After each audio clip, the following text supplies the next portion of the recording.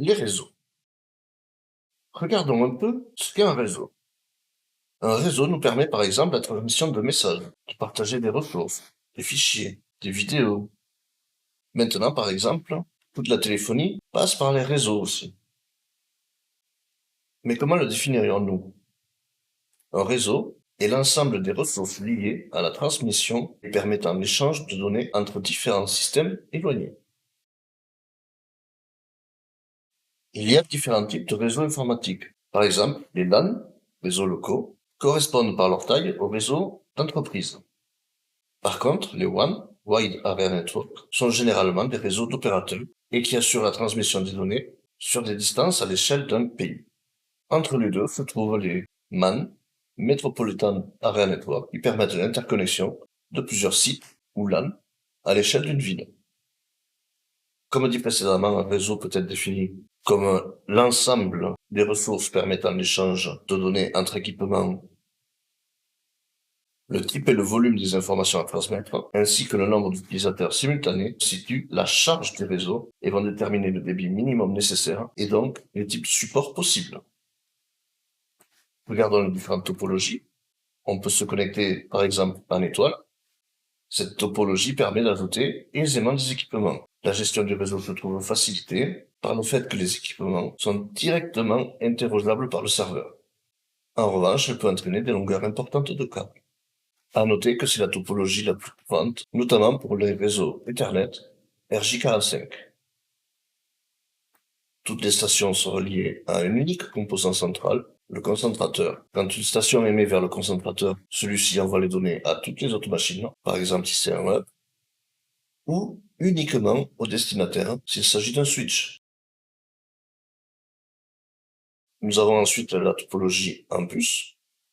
Le bus est un segment central où circulent les informations. Il s'étend sur toute la longueur du réseau et les machines viennent s'y connecter. Lorsqu'une station émet des données, elle circule sur toute la longueur du bus et la station destinatrice peut les récupérer. Une seule station peut émettre à la fois. En bout de ligne, un bouchon permet d'éviter que les signaux ne soient réfléchis et perturbent le fonctionnement du bus. Elle a l'avantage d'être économique en câblage et permet facilement l'extension du réseau par ajout d'équipements. En cas de rupture du câble, ce sont tous les équipements en aval par rapport au serveur qui vont être bloqués. Nous avons ensuite la topologie en anneau. Dans cette topologie, les informations transitent d'équipement en équipement jusqu'à arriver à destination. Un double anneau permet d'éviter une panne en cas de rupture de l'un des câbles.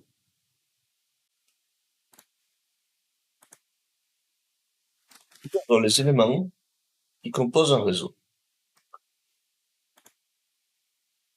Vous avez typiquement les stations qui se connectent à un hub ou un switch. Comme on l'a vu précédemment, le hub retransmet les données à toutes ces connexions, tandis qu'un switch fera plutôt un aiguillage ciblé vers la machine à qui le message est destiné. Typiquement, voyez un hub comme une prise multiple et un switch comme un aiguille. Vous avez ensuite possiblement des répéteurs pour amplifier le signal afin qu'il puisse continuer, parce qu'il y a forcément des perditions au bout d'un certain temps. Les routeurs, quant à eux, permettent de communiquer d'un réseau à un autre.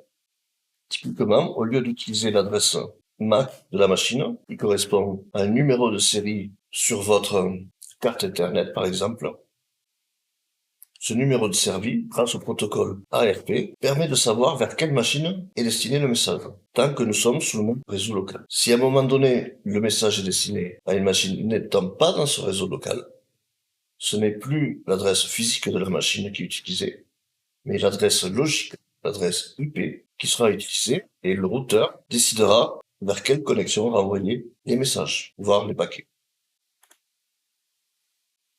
Regardons vite fait ce qu'est le modèle OSI. C'est un référentiel défini par le département de la défense américain qui vise à l'interconnexion des systèmes et des réseaux. Alors regardons en quoi ça consiste. Vous avez là le modèle OSI. Et là, la pile TCP/IP telle que l'a définie le département de la défense. Et tout à droite, vous voyez à quel service cela correspond. Par exemple, vous avez la couche physique qui s'occupera uniquement de transmettre les données. Typiquement, ce sera le câble Ethernet et sa connexion avec l'adresse MAC.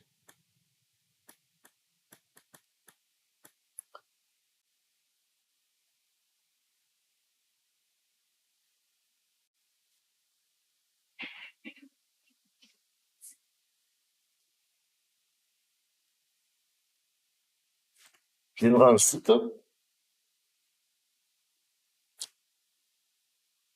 on va mettre une pause là parce que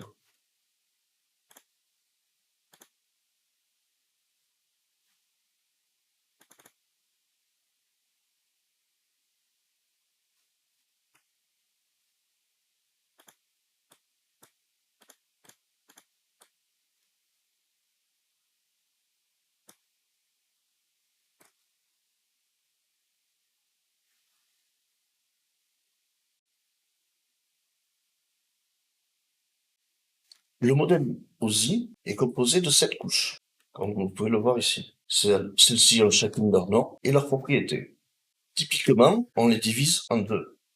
Vous avez en bas la couche matérielle et en haut la couche logique. Pour faire simple, les couches basses permettent d'envoyer un paquet de données sur un réseau et garantir que celui-ci arrive à destination. La couche physique s'occupe de la transmission physique des données entre deux équipements de réseau. Elle s'occupe de tout ce qui a trait au très bas niveau, donc au matériel.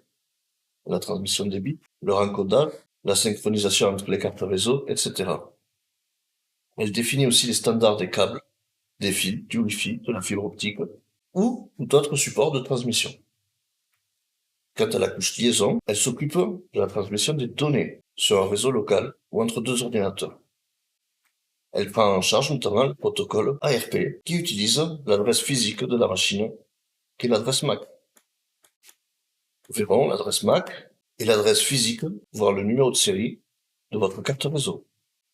Quant à la couche réseau, elle s'occupe de tout ce qui a trait à Internet, c'est-à-dire identifier les différents réseaux à interconnecter.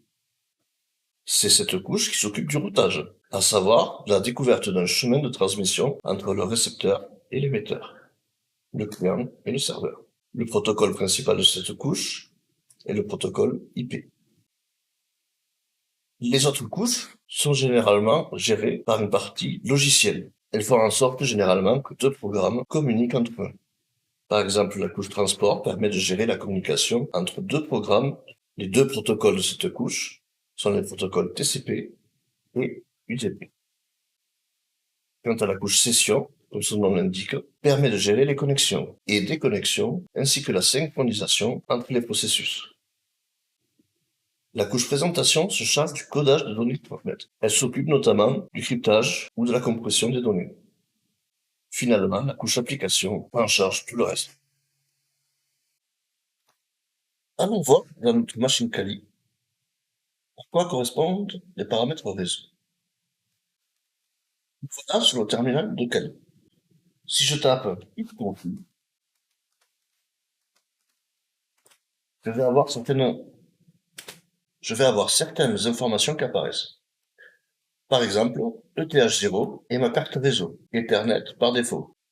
Nous voyons une valeur inet, qui est mon adresse IP, en format V4. Ici, nous avons inet6, qui est mon adresse IP, en format IPv6. Une autre information qui peut être intéressante, c'est cette valeur-là, Ether, qui correspond en fait à l'adresse MAC de ma carte réseau. Regardons plus près quoi correspond une adresse IP. Nous savons que les ordinateurs fonctionnent de façon binaire, donc à quoi cela correspond. J'ai ouvert Mousepad, et voyons, 192.168.1.77. Prenons 192. Nous encoderions 192 en binaire. Typiquement, c'est une succession de 0 et de 1, et dans notre cas, c'est 8 bits pour chaque chiffre. Alors, 2, 3, 4, etc. Et ceci 4 fois.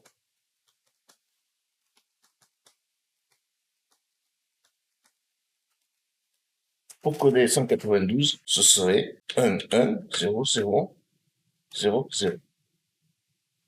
On a 0, pardon. Alors voyons pourquoi. Tout simplement parce que nous faisons 2 à la puissance 7 fois la valeur du bit, fois V, on va l'appeler,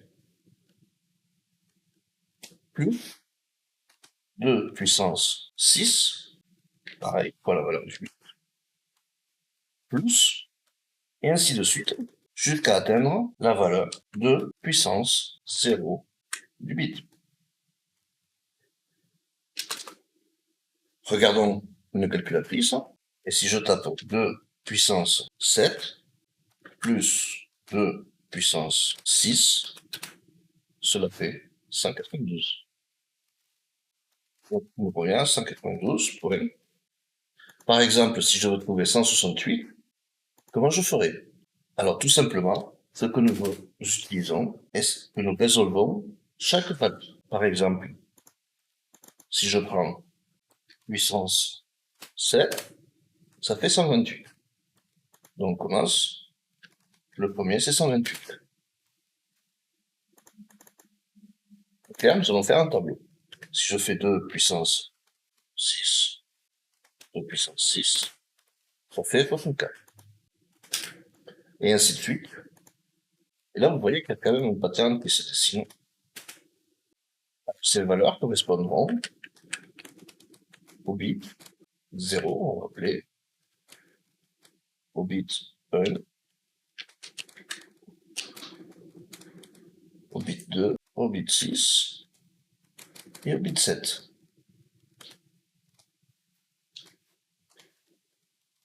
Alors, par exemple, la méthodologie pour retrouver 168, c'est nous savons que nous prenons 128, donc ce sera 1, 128 plus 64, 128 plus 64, ça fait 192, c'est trop. Donc là, nous mettons 0 et nous vérifions. 128 plus 32, ça fait 160. Nous prenons. Donc ça fait 1. Et nous savons que nous voulons 8. Et il existe, et il est là. C'est le troisième. Donc ce sera nouveau 0, puis 1, puis 0, 0, 0. Et là, nous avons la valeur de 168. Donc 1, ça va être très simple. Par exemple, ce sera 1, 2, 1, 3 et 1. Et pour 77, ce sera 0, 1, 77, alors 32 c'est faux, 16 c'est faux, 8 c'est d'accord.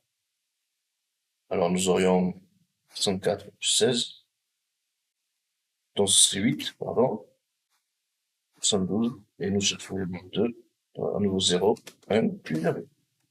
Nous pouvons vérifier ces résultats en utilisant une calculatrice en mode programmation. Par exemple, si je tape 77, j'ai là sa version binaire. Voilà, ce qui fait mieux. Voilà. Vérifions que nous nous soyons trompés ou pas. C'est 0, 1, 0, 0, 1, 1, 0, 1. Vous voyez, je me suis trompé.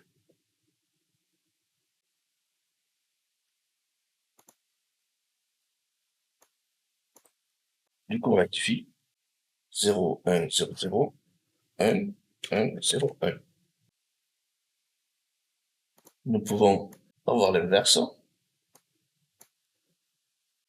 Et nous voyons que c'est bien 77. J'avais fait une erreur, donc il est bon de vérifier avec la calculatrice. Ensuite, vous allez me dire, très bien, mais ça sert à quoi ça? Et c'est tout simplement la façon dont les données sont transmises. C'est du binaire. Donc ça peut être tout simplement, dans le cas du courant alternatif, un pic pour le 1, c'est-à-dire du courant pour le 1, et absence de courant pour le 0. Et là, ce serait la partie, si nous regardons dans l'ISO, la partie physique. Comment se transmettre les données à travers le câble. Retournons vite fait sur les diapos. Et allons voir la slide suivante.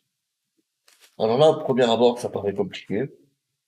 En fait, c'est tout simple. Les adresses IP ont été classées par classe, avec le premier bit à 0, soit 1, 0, soit 1, 1, 0, soit 1, 1, 1, 0, soit 1, 1, 1 et 1. Et ça correspond aux classes ABCDE. Comme nous l'avons vu, vous avez là l'adresse du réseau sur les 7 premiers bits, et ensuite l'identification de l'autre. Alors comme vous pouvez le voir, chaque classe a une section qui est réservée à l'usage privé, c'est-à-dire qu'il n'est pas routable sur Internet. Toutes ces adresses contenues dans ces plages géantes sont faites pour des réseaux privés, type LAN. Par exemple, si nous avons le classe C, comment nous avons la classe, nous avons une adresse 192.168.0.x jusqu'à 255, qui est le chiffre maximal que l'on peut obtenir avec la succession de 0 et de 2. Typiquement, chez moi, nous avons 192.168.1.0. 1 étant l'adresse de mon DNS et de mon routeur Internet qui m'envoie vers l'Internet. L'adresse de mon réseau, c'est 192.168.1.0, comme vous pouvez le voir. L'adresse de diffusion de broadcast, c'est avec 255. La première machine, elle est à 1. Et la dernière machine, attribuable, à 254. Dans ce type de sous-réseau, nous pouvons avoir 254 machines par réseau. Le masque de sous-réseau par défaut est celui-ci. Voyons un exemple. Nous avons là le même schéma que tout à l'heure, mais cette fois-ci avec des adresses IP. Donc voici un exemple de réseau en 192.168.10. Son masque finit en 192, son sous-réseau est donc celui-ci.